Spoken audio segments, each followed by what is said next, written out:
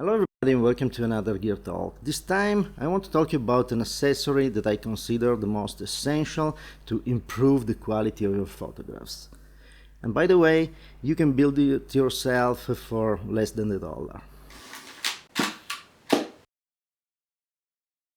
Before we begin, as usual, if you want to support the channel, please put a like, subscribe, share with your friends. If you want to go a step further, check out my books. There's the link up here. One of them is Photography Dev Manual. In the world of photography, we see a lot of accessories and tools and things that we can buy to make our photographic journey easy, to improve the quality of our images and so on. In this case, there's one that you can build yourself that for me is the number one, and it costs nothing.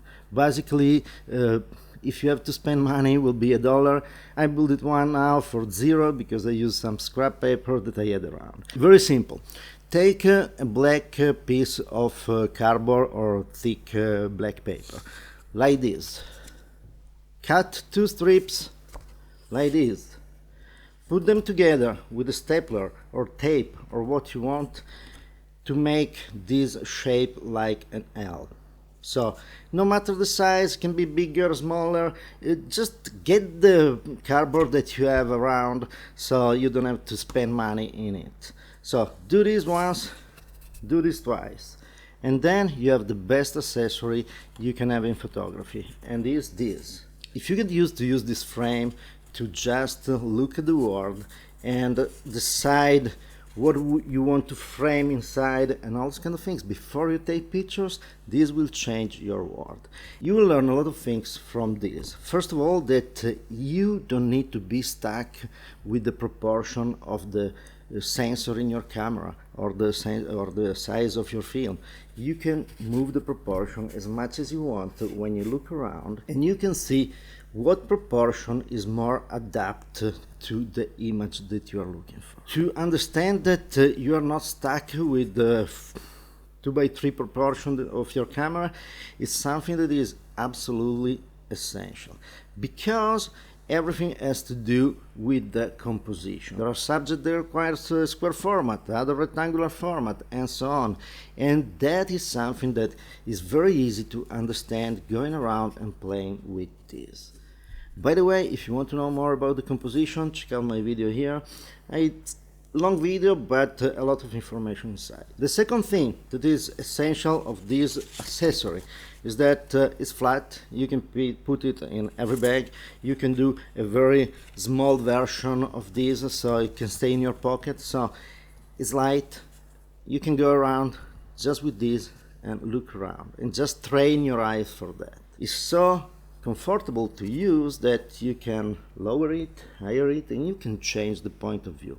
Camera, they tend to put us always in the same position.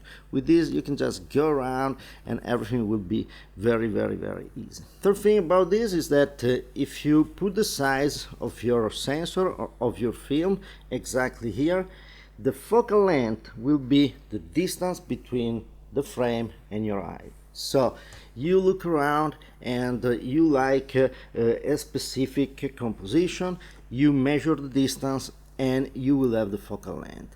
Obviously, if you have a full frame or an APS-C that are very kind of small size, it will always be too close to your eyes to comfortable estimate the distance. So it's simple. You double the linear size and you double the distance, or you quadruple the linear size and you quadruple the distance. So it's just easy the math. If you know, you put a double size here and you know that you have to cut in half the distance to have your focal length. But this will let you understand how you look at the world. What is the kind of focal length that you like the most? Without limits, without being stuck with the lens that you have, and without seeing that through the viewfinder. And fourth, and best of all, if you train your eye with this, and if you start to go around with this, you will start to see a reality and imagine the photograph in your mind, in your head. So your creativity will improve. If you just look inside the viewfinder of a camera, especially if it is a mirrorless with electronic viewfinder, you will see only the interpretation that is given by the camera. You will not be free to imagine and to just see the reality and do all the process of transformation from the reality to a photograph inside your mind. The camera will be in the middle of you. So if you do this will be fantastic, because it's just you. And by the way, again, you can see a place that requires a big panorama or something like that, and you will do it after. You will start with an idea and create it with your camera. You will not ask to your camera to create an idea for you. The cost to make this, scrap paper, zero for me. $1 if you buy the paper somewhere. So do it, and it's fantastic. It was very common to have this kind of things when we were used to view cameras. When I went around with a view camera, I still do that, and in that case the camera is very large, it's very heavy, so you want something to decide where to put the camera. So you go around with the frame, and you decide the frame, you decide the point of view, put a sign on the ground, arrive with your tripod, and do all these kind of things. And in the case, I used this is 4x5 visualizer. It was made by, I don't know exactly, it was made by Visual Departures Ltd, and this was nice because it had this visualizer, plastic, so you don't ruin it, no matter if it's raining or something like that.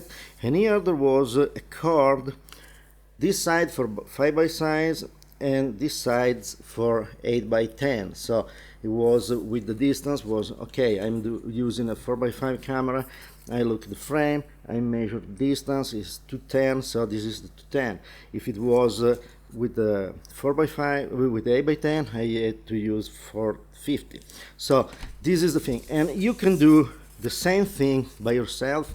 You can cut a piece of plastic, you can attach a cord with a scale, you can cut a larger frame, you can put the cord with the distances and the focal length on the cord, write it down, and you can create something like this. This for me is the best thing that will change your way to take photographs, will improve your ability to compose, your ability to see the light, to see the reality, and your ability to create the image in your hand before you go through the camera and let the camera influence your vision.